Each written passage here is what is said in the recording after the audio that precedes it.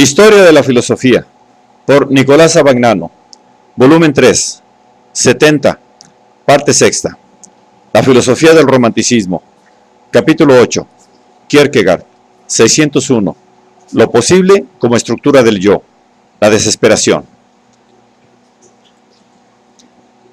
La angustia es aquella situación en que el hombre es colocado por lo posible relativo al mundo. La desesperación es aquella situación en que el hombre es colocado por lo posible referente a su misma interioridad, a su yo. La posibilidad que provoca la angustia es inherente a la situación del hombre en el mundo. Es la posibilidad de hechos, de circunstancias, de ataduras que relacionan al hombre con el mundo. La desesperación es inherente a la personalidad misma del hombre, a la relación en que el yo está consigo mismo y a la posibilidad de esta relación. La desesperación y la angustia están, pues, estrechamente vinculadas, pero no son idénticas. Con todo, ambas se fundan en la estructura problemática de la existencia. El yo, dice Kierkegaard, es una relación que se refiere a sí misma. Es, en la relación, la orientación interna de esta misma relación. El yo no es relación, sino el retorno de la relación sobre sí misma. Supuesto esto, la desesperación está estrechamente ligada a la naturaleza del yo. En efecto, el yo puede querer y puede no querer ser sí mismo. Si quiere ser sí mismo, puesto que es finito y por tanto insuficiente para sí mismo, no alcanzará nunca el equilibrio y el reposo.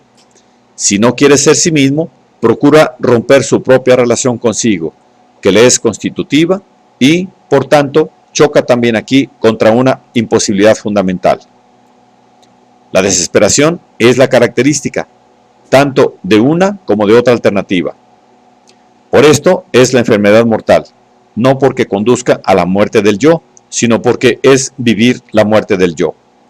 Es el intento imposible de negar la posibilidad del yo, haciéndolo autosuficiente o destruyéndolo en su naturaleza concreta.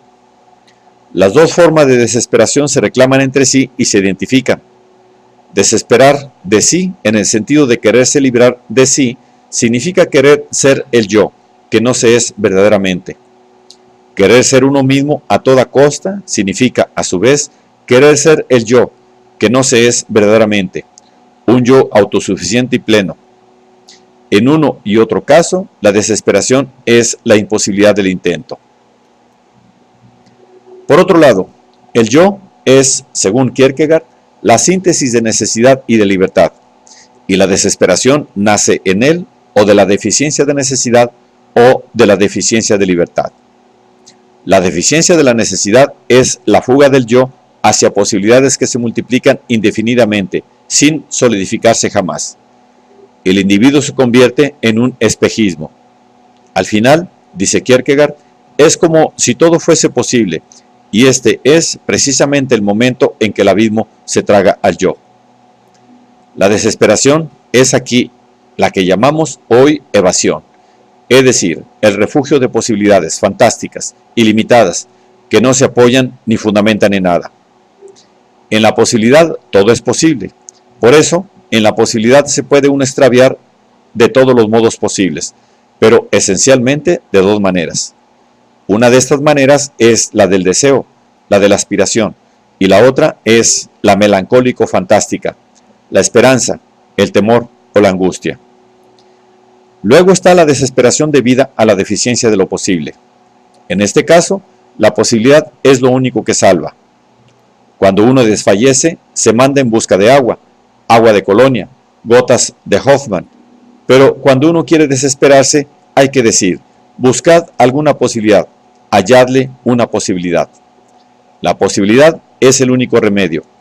Dadle una posibilidad y el desesperado recupera el aliento, se reanima, porque si el hombre se queda sin posibilidad, es como si le faltara el aire. A veces, la inventiva de la fantasía humana puede bastar para hallar una posibilidad, pero al fin, esto es, cuando se trata de creer, solamente ayuda a esto, que a Dios le es todo posible.